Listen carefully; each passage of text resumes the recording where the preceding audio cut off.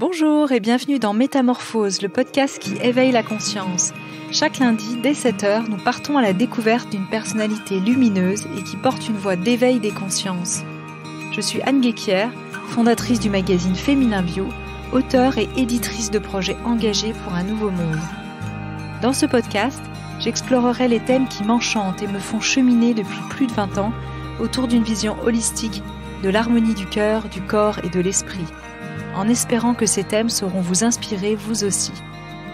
Retrouvez toute l'actu de Métamorphose sur fémininbio.com et des surprises à gagner sur mon Instagram Métamorphose Podcast. Ce podcast a été réalisé grâce au soutien de l'entreprise familiale Léa Nature, engagée de nature, un fabricant français de produits bio et naturels depuis 26 ans. Partenaire officiel de la saison 1 de Métamorphose, merci infiniment à eux. Bonjour et bienvenue dans Métamorphose. En 97, mon invité a 27 ans. Il arrive au Brésil après un parcours Sciences Po puis de cadre financier dans une grande banque. Il se balade sac à dos et tombe amoureux du Brésil et de ses habitants et de la vibration de cette terre féconde. Il y pose alors ses valises et depuis plus de 20 ans, il développe 2 lieux inspirants, des oasis de conscience, des écolieux qui préfigurent de ce nouveau monde que nous appelons tous de nos vœux. Ces oasis sont des hôtels de campagne, des endroits où il se passe des merveilles pour éveiller les consciences. J'ai rencontré mon invité alors que nous avions 20 ans et étions de très bons amis. Nous ne savions pas que nous allions nous retrouver 20 ans plus tard avec la même quête de sens. J'ai la joie de recevoir Emmanuel Rangade pour parler du sujet de créer des oasis, ces lieux dans le monde pour vivre en paix. Bonjour Emmanuel. Bonjour Anne. Alors est-ce que tu peux revenir justement un peu sur ton parcours? Comment tu es tombé amoureux du Brésil? Qu'est-ce qui s'est passé et pourquoi tu t'es installé là-bas? Écoute, je crois que le Brésil, c'est un appel, en fait. J'étais attiré par ce pays, par l'énergie particulière de ce pays. Et donc, j'y suis allé au départ en sac à dos, pour presque un an de sac à dos, d'aventure initiatique. Et puis, j'ai décidé de rester. Et petit à petit, les choses se sont faites. Et donc, j'ai repris un premier endroit. J'ai d'abord laissé tomber ma pseudo-carrière professionnelle. Et je me suis installé à la plage, à Pisciguaba. Donc, ça fait déjà presque 20 ans. Ouais. Et puis ensuite, on a développé un deuxième endroit et intuitivement, sans bien le savoir, on est arrivé là où on est aujourd'hui. On a maintenant conscience de ce qu'on est en train de faire dans ce pays. Voilà. Comme tu l'as bien dit, c'est un pays merveilleux. Moi, je pense que le Brésil, au contraire de l'image qu'on en a, c'est un pays qui vibre plus haut. C'est un pays où il y a les gens sont merveilleux, un pays plein d'amour, un pays qui n'a jamais eu de guerre, où tout pousse. C'est une terre fertile. Voilà. Alors, tu as créé 2 écologes au Brésil. Quels écosystèmes as-tu favorisé sur place? Comment ça s'est passé pour ceux qui ne connaissent pas? Et moi-même, j'ai pas encore eu l'occasion d'aller là-bas. Je rêve d'y aller, évidemment.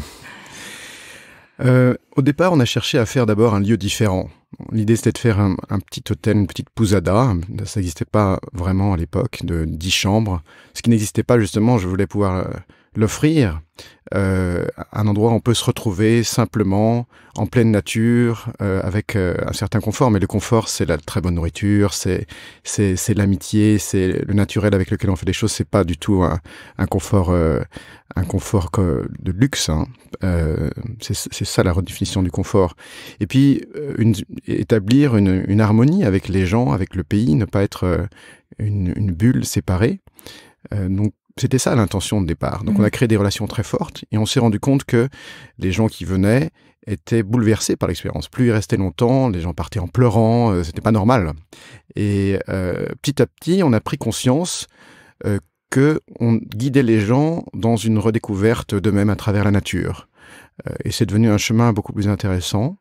Et ça s'était mis en évidence de manière beaucoup plus profonde encore dans ce deuxième endroit qu'on a dans la montagne. Donc c'est très intéressant parce qu'il y a un endroit à la mer, un endroit à la montagne, donc sont très complémentaires en termes d'énergie. Mmh. Et ils sont pas très éloignés l'un de l'autre? C'est à 1h30 l'un de l'autre. Voilà. C'est une ferme de 700 hectares, donc on a une dimension des choses avec de la forêt primaire juste à côté. Le plus grand, l'écosystème, c'est la Mata Atlantica. C'est un des écosystèmes les plus riches au monde.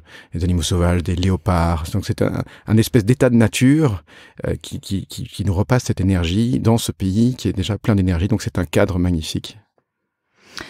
On est dans un podcast qui s'appelle Métamorphose, pour le podcast qui éveille la conscience. Et toi, à quel moment dans ton parcours tu as vécu un éveil qui a changé ta conscience? Est-ce qu'il y a un moment où ça a été vraiment un chemin, où tu as souvenir d'un moment clé? Oui, j'ai eu plusieurs accidents où j'aurais dû mourir, en fait, pour me réveiller, justement. À une époque où je pense beaucoup de gens se sont réveillés, c'était autour de 2010-2012. Et donc j'étais obligé, je me dis, tiens, j'ai une deuxième vie maintenant, une troisième vie, une quatrième vie. Donc, c'est un détail curieux, le 21 décembre 2012, qui était le jour... La fameuse date, ouais. Fameuse date, ouais. J'ai eu un accident de cheval. C'est-à-dire que j'aurais dû vraiment... ma selle s'est retournée, j'aurais dû heurter une pierre avec ma tête de plein fouet, ça s'est pas fait. Et donc vraiment, ça a été pour moi, voilà, tu demandes un moment précis, je me suis dit, tiens, j'avais pas vraiment pris au sérieux toutes ces choses-là à ce moment-là, et la coïncidence avec la date m'a interpellé, et j'ai commencé à chercher les réponses, et puis quand on les cherche, on les trouve. Voilà. Alors qu'est-ce que tu as trouvé en chemin? Qu'on a tous une mission. Et quand on a trouvé la sienne, on a tellement envie de le dire aux autres, et on le dit pas avec des mots, on le dit à travers ce qu'on fait, et que notre mission est en fait un prétexte pour une connaissance de nous-mêmes. Parce qu'en fait, quand on parle de changer le monde, en fait, c'est juste se changer nous-mêmes. Hein. Tout ce qu'on fait est une manière de pouvoir révéler nos qualités et par notre exemple montrer aux autres ce qui est possible de faire. C'est pour les inspirer de différentes manières, visibles ou invisibles. Voilà. Alors dans tes lieux, comment tu les appelles, les hôtels, les écologes? On les appelle ni des hôtels ni des écologes. Oui. On peut des oasis. Voilà, on peut les appeler des oasis, peut-être. Nous, on les appelle simplement des endroits. Je crois que ce sont des endroits qui ont une connexion particulière avec la Terre. Je crois qu'il y a des endroits qui, on le sait bien sûr, où la connexion avec la Terre, avec soi-même, avec les autres, avec le monde, avec l'être humain est plus facile. Et donc, la transformation peut se faire à cet endroit à cause de cette connexion avec la Terre, avec laquelle on vit en symbiose. Hein, c'est pas seulement que la Terre nous donne toute l'abondance, on vit complètement, on a le pied dessus, c'est une planète qui nous influence, c'est notre mère, c'est toutes les populations ancestrales disent ça. Donc c'est un endroit comme ça, c'est un endroit où, comme la cathédrale de Chartres, comme des endroits, ils n'ont pas été mis là par hasard, et donc cet endroit m'a appelé pour que je puisse m'en occuper, comme il appelle d'autres gens qui nous rejoignent, et dans le passé, maintenant, dans le futur, parce que cet endroit a quelque chose à leur dire. Voilà. Et pourtant, à l'époque, quand tu étais ancien banquier, avec ton sac à dos, tu n'étais pas forcément avec ce même niveau de conscience, et pourtant tu as senti cet appel de cette terre qui vibrait, même si à cette époque, probablement, tu mettais pas ces mots-là dessus. Exactement. Moi, j'ai toujours répondu aux appels, j'ai toujours suivi mon intuition. Maintenant, je peux mettre d'autres mots en plus de l'intuition, mais je n'ai pas créé de résistance. C'est-à-dire que je n'avais jamais souhaité faire une carrière, j'ai rien eu à laisser. Donc je me suis laissé faire, en fait. Voilà, je me suis laissé faire. Je continue à me laisser faire. Je continue à me laisser guider. Laisser faire ou laisser être? Laisser être, oui, voilà. On veut tous être l'essence, la meilleure version de nous-mêmes pour qu'on puisse faire notre mission, justement. Alors dans ces lieux, qu'est-ce qui s'y passe? L'art a beaucoup d'importance, la permaculture aussi. À un moment, tu avais pensé peut-être aussi à lancer une école. Je sais que vous faites aussi des cosmétiques. Comment, évidemment, il y a des chevaux, les gens sont en contact avec la nature. Qu'est-ce qui s'y passe pour les gens qui viennent résider chez vous? Alors, effectivement, on s'est rendu compte qu'il fallait ce qui se vit plutôt que ce qui s'y passe. Oui, d'ailleurs. C'est une expérience de transformation, d'auto-transformation. C'est-à-dire qu'on ne fait rien, on ne dit rien. On a créé un contexte qui existait déjà sur cette énergie dont je parlais, qui permet de revisiter différentes parties de soi-même, de l'être humain. C'est un endroit, je dirais, c'est entre une école et une espèce d'université de la Terre. C'est pour réapprendre à vivre sur la Terre. Voilà, il faut qu'on réapprenne à vivre sur la Terre, donc à travers des choses toutes bêtes qu'on croit qu'on connaît mais qu'on connaît pas du tout, comme aller chercher des légumes, traire les vaches, vivre avec les animaux avec qui on partage la Terre. Et il y a une grande variété de domaines, comme tu l'évoquais, c'est-à-dire que ça va... je peux parler des différents domaines. On a même trouvé différentes formules pour pouvoir expliquer ça. D'abord, on parle de terre de liberté, parce qu'il y a un tel espace, il y a un tel souffle que ça nous fait prendre conscience de notre dimension en tant qu'être humain. Donc il y a d'abord ce côté-là, galoper à cheval dans des grands espaces, se baigner dans des grands lacs, voilà. Ensuite, c'est une terre d'abondance parce qu'on vit l'expérience, on fait vivre aux gens l'expérience. On est en train de passer de l'hôtel à un format complètement différent. On voudrait qu'on organise en fait déjà pour que les gens puissent venir là pour des durées beaucoup plus longues, de 15 jours à 6 mois, en résidence avec différents prétextes, pour vivre tout ça, pour vivre cette expérience profonde, personnellement. Terre d'abondance, parce que tout pousse. La terre nous donne tout. L'énergie, on n'a besoin de rien. On est sous les tropiques en plus, donc on se rend compte vraiment, on vit, on constate que on n'a pas besoin d'argent, vraiment, beaucoup moins, qu'on peut voir les choses de manière différente. Parce que la terre nous donne absolument tout. Et quand je parle d'abondance, c'est pas seulement des fruits et des légumes, elle nous donne aussi cette connexion d'amour avec elle et avec toute l'espèce humaine. Donc, autour de ça, il y a l'agriculture, il y a la permaculture, la vision très large de la permaculture beaucoup de gens pensent que ça se limite à l'agriculture, mais en fait, c'est évidemment un mode de vie permanent d'interdépendance. Oui, on peut parler d'écosystème permaculturel. C'est ça, ouais. Voilà. Et donc on innove dans tous ces domaines, on essaie de trouver des solutions, on fonctionne comme un lab, c'est-à-dire qu'on ne prétend pas savoir du tout les solutions, mais à travers les gens qui viennent, qui apportent leur expérience, on va recueillir ce qui fonctionne et ça va faire partie de cette expérience qui chaque fois s'enrichit et de plus en plus les personnes qui viennent peuvent en profiter. Ensuite, on parle de terre guérisseuse parce que, bien sûr, il faut qu'on réapprenne à prendre le contrôle de notre corps. On n'est pas dans une société de la santé, on est dans une société de la maladie. Donc, c'est pour guérir le corps, guérir l'âme, mais d'abord le corps à travers les plantes. Donc, on fait pousser les plantes dont on a besoin, on réapprend cette culture mondiale qui existait dans tous les pays jusqu'à il y a peut-être une centaine d'années et qu'on a globalement oublié. Et dont on a besoin pour prendre soin de soi, pour apprendre à se connaître, les plantes. On a un partenariat avec les abeilles. On a une plante extraordinaire au Brésil qui s'appelle le romarin des champs en français et dont on tire le propolis vert, qui est une substance miraculeuse. Donc, on est en train de réunir, c'est une substance qui prévient... C'est un antibiotique naturel, là, le extrêmement puissant. Le vert, c'est puissance 10. Ça guérit le cancer. On est en train de faire un projet pour faire un onguent avec ça, qu'on le mette sur sa peau pour nettoyer le sang.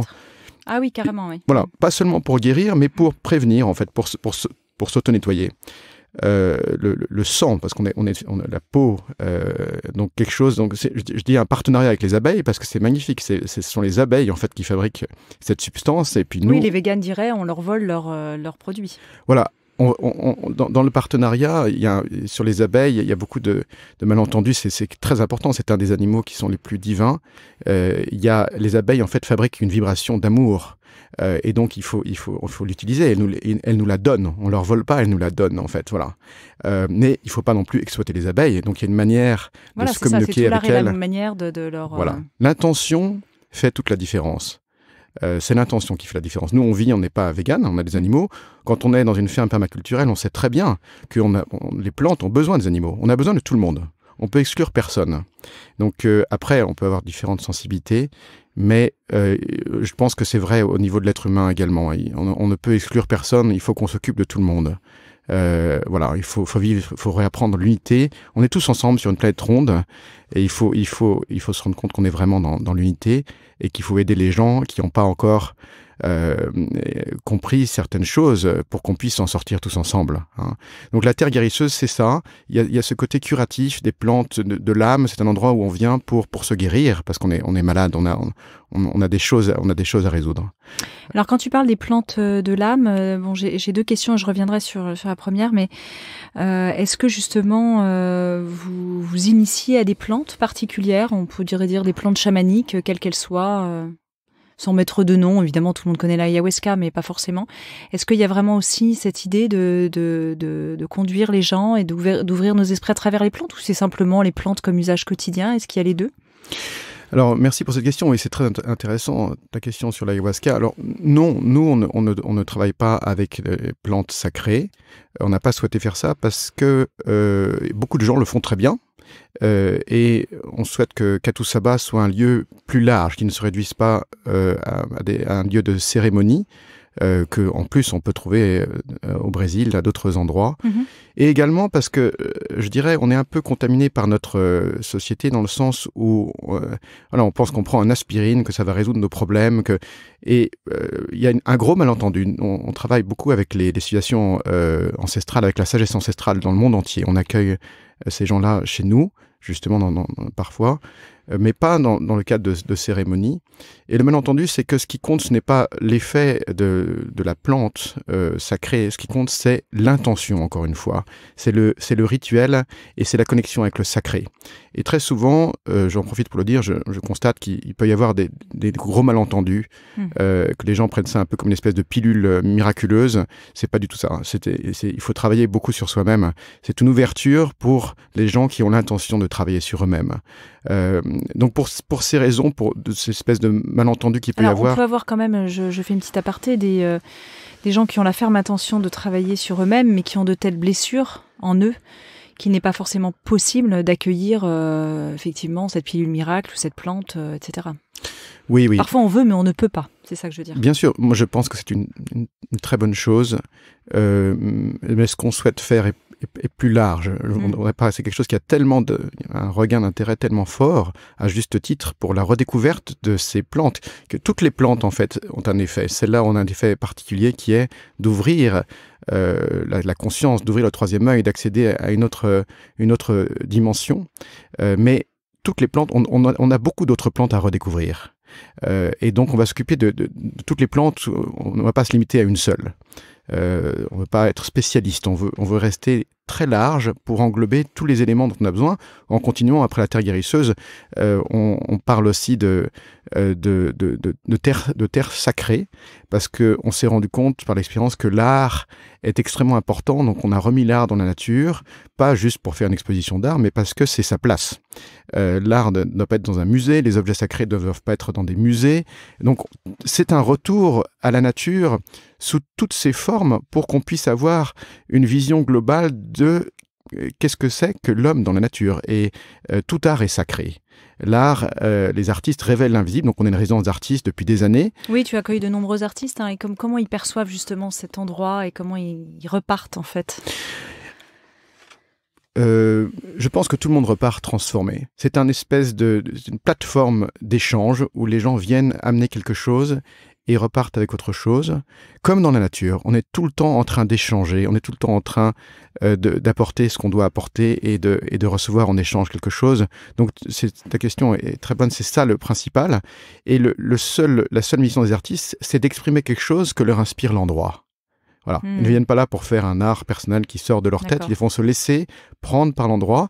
Et l'art qu'ils vont exprimer va permettre, encore une fois, aux gens qui viennent de comprendre, d'avoir un autre angle de vue sur leur expérience. Donc il va y avoir un très grand nombre de visions différentes qui vont enrichir cette capacité de perception de l'endroit. Donc c'est vraiment ça le rôle de l'art. En plus de créer de la beauté, on a besoin de recréer de la beauté. On vit dans la laideur. La laideur génère la désharmonie, je ne sais pas quel est le mot en français, alors que la beauté, naturellement, les proportions divines, la géométrie sacrée, génèrent directement des vibrations d'amour. Des vibrations d'amour, d'équilibre. Et ça fait penser aussi aux travaux du japonais Masaru Emoto sur justement la mémoire de l'eau. Et donc quand on voit ces cristaux qui, quand ils sont en contact avec des vibrations d'amour et de lumière ou de la belle musique, s'expansent complètement. Voilà, oui, c'est ça. L'eau, très importante. On a 45 sources sur la propriété. L'eau, on le sait aujourd'hui. Vous la buvez ? Bien sûr. Oui. L'eau, c'est de l'eau vivante. On boit 99% de l'eau qu'on boit n'est pas vivante. Dans les bouteilles en plastique, elle meurt en 2 jours. On a besoin d'avoir de l'eau qui est chargée de ses énergies. Et puis l'eau, on le sait, garde la conscience. Donc cette eau-là va ensuite vers les villes de Rio. Donc tout le travail qu'on peut faire là-bas va avoir aussi des influences à plein de niveaux. Voilà. Quand tu parles de cet endroit, on a l'impression que tu parles d'un paradis merveilleux, d'un Éden, où tout est abondant et tout est présent. Et quel rapport as-tu avec les peuples autochtones aussi et les gens? Je sais que tu es pas du tout arrivé justement en colon. Enfin, je prends volontairement ce mot provocateur, mais au contraire, vraiment avec cette volonté de travailler avec les gens. Il faut réinventer toutes ces relations. Ça marche pas du tout. Le salariat, je le dis très clairement, pour moi, de mon expérience, c'est du commerce des êtres humains. C'est plus proche de... On a du mal à accepter cette idée parce qu'on est tellement habitué. Mais moi, je suis pas du tout confortable avec l'idée de payer des gens et en échange, ils font tout ce qu'on veut. Ça va pas du tout. Il faut trouver une relation. Donc, depuis toujours, avec bien sûr des difficultés parce que les changements sont progressifs, on cherche à établir des relations qui sont des relations communautaires, tout en résolvant d'une manière ou d'une autre aussi le problème de l'argent, de voir comment on peut faire. Et donc ça oblige tout le monde à évoluer. Et dans notre petit laboratoire, on peut le faire. Et puis si ça marche, éventuellement, ça peut avoir une influence ailleurs. C'est ça qu'on cherche. Évidemment, tout ce qu'on fait, c'est un laboratoire. C'est un laboratoire, on va dire les mots, c'est un laboratoire, c'est une école, c'est une clinique. Tout ce qu'on fait, tu parlais d'école, c'est de la rééducation, c'est de la réhab, de la rééducation pour vivre sur la Terre, pour trouver des solutions, chacun pour trouver ses propres solutions par rapport à la vie qu'il est en train de vivre, pour se connecter à cette vérité universelle qu'on cherche tous, pour qu'on puisse changer le paradigme en cours qui, on le sait maintenant, ne fonctionne pas du tout. Je pense que la plupart des gens se sont rendus compte de ça maintenant. Donc on est vraiment dans la solution, et on croit à l'expérience directe, plus qu'au discours. Chacun a son rôle, mais on a choisi vraiment l'expérience directe, une expérience intime avec la Terre, avec soi-même, avec les autres. Et tout ce qu'on fait vise à proposer des différents formats qui permettent aux gens de vivre cette expérience. Est-ce que c'est l'homme qui fait, ou c'est avec son mental et sa volonté, ou c'est l'homme qui s'abandonne à la grâce de l'amour ou à autre chose, qui peut en fait œuvrer à travers autre chose? Je pense que c'est le choix de chacun. Il faut avoir l'intention de la transformation de la connaissance de soi, ou on peut choisir de ne pas suivre cette voie. C'est un choix que chacun a.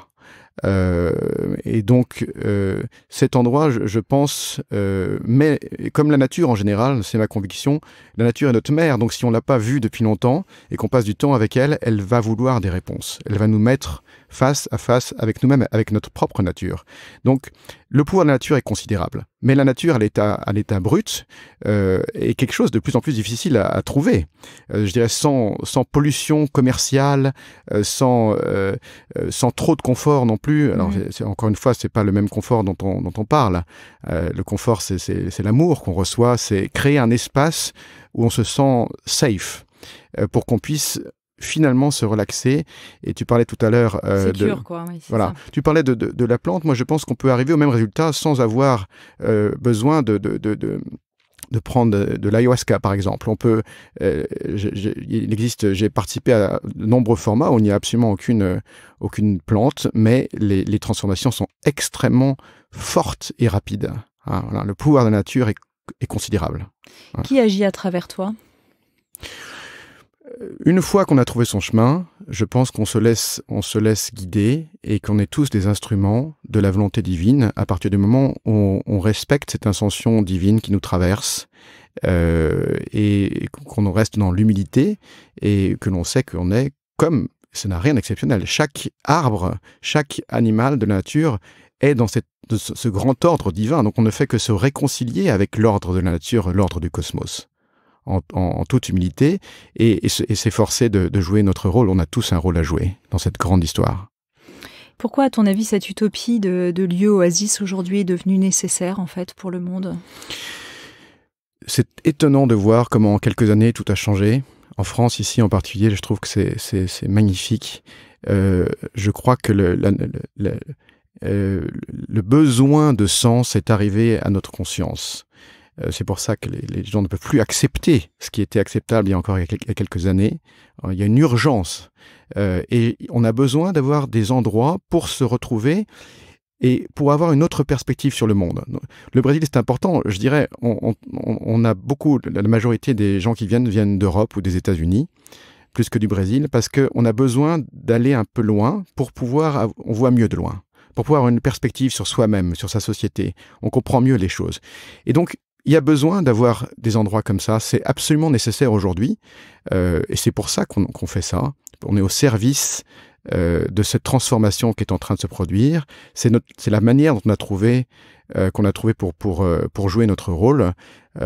Et on reçoit les gens de différentes manières, avec seulement des gens qui ont une intention de se transformer. Sinon, on ne peut pas vraiment bénéficier du pouvoir de cet endroit.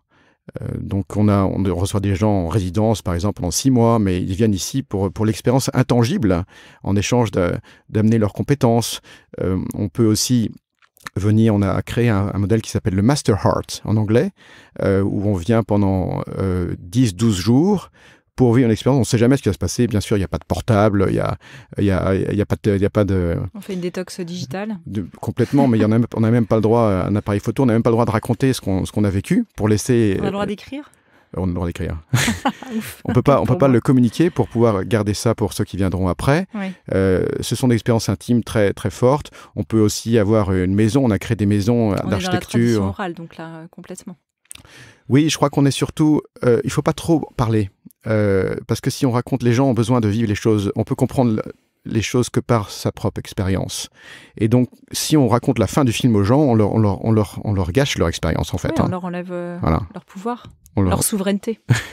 Voilà. Donc, tu ne raconteras pas ce qui s'y passe. On ne raconte pas ce qui s'y intriguant. passe. Voilà, je peux donner quelques idées. Mais donne-nous quelques idées quand même, parce qu'il faut bien donner envie aux gens de venir. Bon, dans les formats, par exemple, à un moment donné, on passe une nuit tout seul dans la nature. On a créé des maisons en pleine nature qui sont des expériences très fortes de reconnexion. Un peu comme des quêtes de vision. C'est exactement ça. La base de la connaissance de soi, c'est de se retrouver tout seul à passer la nuit dans la forêt. Dans toutes les populations ancestrales, c'est le Vision Quest, c'est comme ça que ça se passe. Ensuite, on peut faire du cheval la nuit, on a des relations très fortes avec les animaux, il y a des moments où on parle pas, on escalade des montagnes en silence, il y a plein de rituels, mais je dirais que des choses qui sont toujours très simples et très universelles. Et on passe beaucoup de temps aussi avec soi-même, à peu près la moitié du temps, c'est-à-dire que on est livré à soi-même sur le domaine pour pouvoir se trouver tout seul avec la nature et sortir de sa tête. Et puis on est aussi au service, c'est-à-dire que par exemple les gens, la première chose que je peux quand même révéler ça. Ils font quand ils arrivent, c'est que on va planter des arbres pour compenser le coût carbone du voyage. Sauf qu'on va pas planter un petit arbre et faire une photo. On va planter des arbres pendant 5 heures. On va planter tous les arbres nous-mêmes. Ouais, c'est du boulot. On va pas les faire planter par des autres. Voilà, comme ça, on est vraiment. Le message, c'est qu'on est dans l'action. Il faut être dans l'action. C'est comme ça que ça marche. Faut parler moins, faut faire plus de choses pour soi-même. Et il faut surtout travailler. Mais l'action peut être juste quand nous sommes alignés à l'intérieur de nous-mêmes. Exactement. Sinon, c'est une réaction compulsive, de colère ou névrotique. Oui, quand je dis d'action, c'est quand on a trouvé ce qu'on a envie de faire, il faut le faire. Et surtout, ma conviction, c'est qu'il faut travailler ensemble. C'est extraordinaire. Il y a tellement de gens qui font des choses, tu en connais tellement, tu m'en as présenté beaucoup, qui font des choses extraordinaires. Et puis, curieusement, on a l'impression que le monde ne change pas, en fait. Parce que on est tous un peu seuls, et tout seul, on ne peut pas faire grand-chose. Et nous, ce que l'on souhaite, c'est qu'à Toussaba, ce soit maintenant, dans cette nouvelle phase qui commence, un lieu de rencontre pour qu'on puisse trouver comment travailler ensemble. Mais vraiment travailler ensemble, pas juste mettre un nom en plus sur son Facebook. Et trouver des gens qui ont la même mission, qui ont la même voix, et on va créer de l'espace, on va créer du temps pour pouvoir travailler ensemble. Donc aujourd'hui, comme tu l'évoquais, on veut étendre ce format, on va le consolider encore pendant peut-être 1 an ou 2 avec tout ce que je viens de te dire. Et après, on a déjà des projets pour créer d'autres endroits, par exemple au Portugal, en France, en Californie, un peu partout dans le monde. En Suisse, pourquoi pas ? Pourquoi pas en Suisse ? Avec des propriétés qui existent déjà, mais qui n'ont pas forcément trouvé le sens de ce qu'ils font. Donc on a... Tu es en lien aujourd'hui avec d'autres oasis comme ça dans le monde pour justement faire avancer les bonnes pratiques ? Je pense à des lieux comme le Schumacher College en Angleterre avec Satish Kumar. Absolument, oui. J'ai rencontré plusieurs fois Satish. Je suis allé voir, j'ai fait un voyage autour du monde pour aller voir beaucoup de lieux comme ça, la Green School à Bali. Oui. Et on s'inspire beaucoup. Le Schumacher College existe d'ailleurs au Brésil. On collabore avec eux, on reçoit... on communique beaucoup pour apprendre les uns des autres, mais c'est pas encore ça, travailler ensemble. Ça, on est en réseau. Travailler ensemble, c'est vraiment faire un groupe de travail, trouver du temps. Moi, je pense que le principal obstacle au changement aujourd'hui, au changement de paradigme que nous on souhaite tous, c'est le manque de temps. On a le temps, mais on ne prend pas le temps. Il faut qu'on arrive à... Et c'est pour ça que quand on fait des formats de 15 jours, c'est sélectif, parce que les gens qui n'arrivent pas à trouver 15 jours dans l'emploi du temps, en fait, ne peuvent pas avoir accès à ce format, parce que c'est leur choix. Il faut qu'on arrive... C'est le principal obstacle. On a tous tellement de choses à faire, on est pris, mais c'est pas réservé à une élite, on pourrait nous dire, de pouvoir justement prendre 15 jours, ou de pouvoir déjà se payer un billet d'avion pour aller au Brésil, etc. Alors, il n'y a pas que des gens qui viennent de France, hein, j'imagine bien, mais... Alors, tu sais... Est-ce que c'est démocratique, on va dire, au sens... Je dirais, on essaye de voir ce qu'on a à donner à qui. Et moi, je me suis rendu compte de quelque chose qui n'est pas partagé nécessairement avec beaucoup de gens, c'est que y a des personnes qui sont oubliées, qui sont justement les gens qui font partie de l'élite. Généralement, on dit, ces gens ont plein d'argent, donc on n'aura pas à s'occuper d'eux.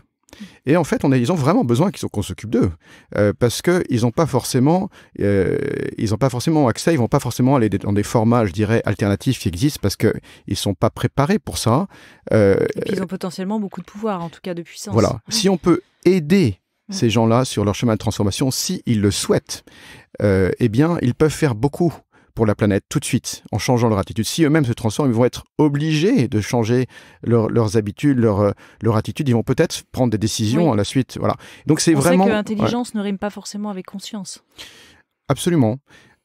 C'est ça qu'on cherche à faire. Et en même temps, on peut aussi venir à Katusaba sans argent, puisqu'on peut venir en résidence pour aider. Il y a plusieurs formats pour qu'on puisse accéder à la même chose, chacun suivant le contexte dans lequel il est. Voilà. Alors tu parlais de cette terre d'abondance et de ces terres, de ces 700 hectares, et en même temps on voit que le Brésil est en colère en ce moment et a quelque chose à dire. Comment tu, sans tomber dans de la politique, politicienne, c'est pas du tout le but dans ce podcast, mais comment vibratoirement justement tu ressens cette élection au Brésil ? Moi, je pense que la politique ne fonctionne plus ni au Brésil, ni aux États-Unis, ni en France, on le voit bien, ni dans plein d'autres pays, nulle part. Elle a été, je dirais, pervertie il y a déjà quelques temps. Donc, je ne m'intéresse pas beaucoup à ça. La vérité, c'est qu'au Brésil, ça allait déjà pas très bien politiquement, donc ça continue plus ou moins pareil. Peut-être c'est un peu plus choquant, et c'est peut-être pas une mauvaise chose, comme je pense avec Donald Trump aux États-Unis, puisque ça oblige les gens de bonne volonté à se poser des vraies questions sur leur responsabilité, puisqu'ils ne peuvent plus dire maintenant que le gouvernement est responsable, parce qu'on voit bien que c'est pas le cas. Et la responsabilité est personnelle, et on s'est défaussé assez longtemps sur le gouvernement, c'est facile de critiquer les autres. Qu'est-ce qu'on va faire soi-même maintenant ? Donc je pense que c'est peut-être aussi un wake-up call pour les gens qui vont se sentir appelés. Hein. Donc c'est pas forcément une mauvaise chose. Alors ça me rappelle une conférence de Marianne Williamson, qui est cette guide spirituelle américaine que j'aime beaucoup, et qui disait les gens qui sont dédiés à la haine, quand on pense aux terroristes, ils ne font que ça toute la journée. C'est-à-dire que c'est leur objectif. Ils se réveillent, ils se disent comment je vais pouvoir aller détruire et remplir mon objectif. Il dit, mais si nous, qui nous réclamons du camp de l'amour et de la lumière, on avait la même pugnacité, la même énergie, dans notre quotidien à nous dédier à l'amour, le monde basculerait immédiatement. Et j'adore quand elle dit ça, parce que ça aussi, c'est un wake-up call, effectivement. Et donc, ces polarités, pour toi, aident à ça. Je pense que oui, on est dans le process. On le sait, les choses sont en train de se passer dans les années qui viennent. C'est pour ça que c'est extraordinaire, parce que on ne peut qu'avoir envie de faire partie de ce mouvement. C'est merveilleux, c'est pas facile. C'est dur, on est obligé de se questionner, de se transformer, mais il faut mettre tout ce qu'on a. Il faut y aller.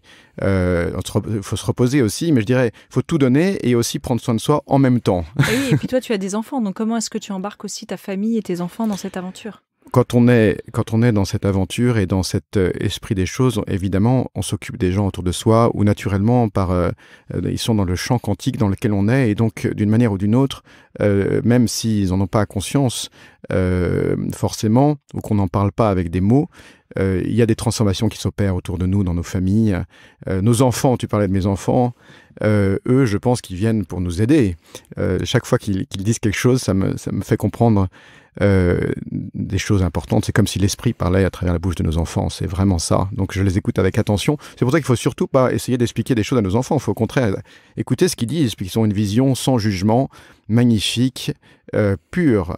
On apprend énormément avec nos enfants. Et puis le fait d'être dans la nature, pour eux, c'est évidemment quelque chose d'extrêmement important pour qu'ils puissent justement connaître, avoir cette connexion avec la terre qui est si importante. Oui, le prophète disait, vos enfants ne sont pas nos enfants, ils sont les maîtres de la terre et du vivant, c'est ça, quelque chose dans cet ordre-là. Et comme tu sais, ce sont des âmes qui ont choisi de se réincarner avec nous. Cette histoire de réincarnation, c'est écrit d'une manière évidente dans la Bible, par exemple, parce qu'on ne l'a pas forcément interprété comme ça, mais la plupart des traditions au monde croient à la réincarnation. Notre culture occidentale a un peu oublié ça depuis quelques siècles, mais en réalité, c'est une vision qui est beaucoup plus belle. Alors dans la Bible, justement, comment est-ce qu'elle est mentionnée ? À différents endroits, il y a des allusions claires à la réincarnation, si on lit bien. Tu parlais tout à l'heure des évangiles apocryphes qu'on a redécouverts, qui commencent à être plus connus. Et je voulais dire aussi, Anne, parce que comme beaucoup de gens nous écoutent, que nous sommes on commence une phase d'expansion maintenant, de consolidation. Je disais tout à l'heure que les endroits sont dédiés au travailler ensemble. Pour nous, c'est une ligne très importante. Mais en plus de ça, on souhaite intégrer maintenant des personnes du sang neuf. Il faut réunir tout le monde. Les gens qui ont une vision, les gens qui ont du capital, les gens qui ont des idées, les gens qui ont de l'expérience. Et donc, nous sommes une plateforme pour ça. Et donc, si des personnes qui nous écoutent sont inspirées par ce qu'on fait, et qu'ils rentrent en contact, parce qu'on sera très content de parler avec eux. Je pense que il faut réunir les gens qui partagent la même vision, la même mission. Et on est prêt à le faire dans cette nouvelle phase aujourd'hui pour étendre tout ce qu'on a fait depuis presque 20 ans maintenant dans d'autres endroits. Alors on arrive à la fin de ce podcast. Une dernière question, Emmanuel. En ces temps troubles et de changement de paradigme et d'apocalypse au sens premier du terme, de renaissance, quelle est ta plus grande espérance pour ce monde ?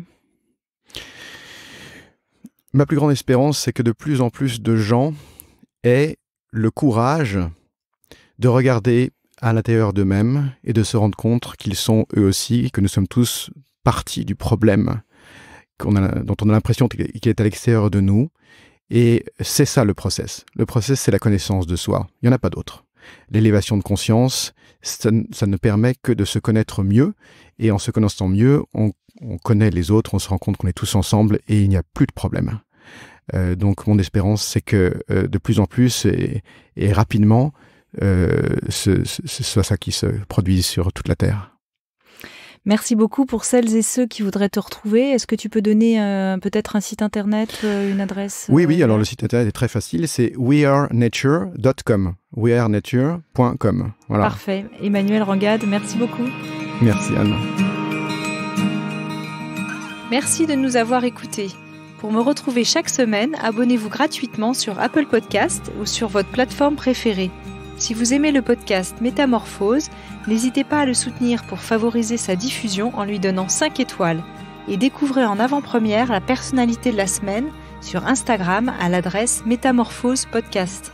Merci encore infiniment à notre cher partenaire officiel Léa Nature, engagé de nature, et premier fabricant français indépendant de produits bio et naturels dont ces marques bio reversent 1% de leur chiffre d'affaires pour la planète.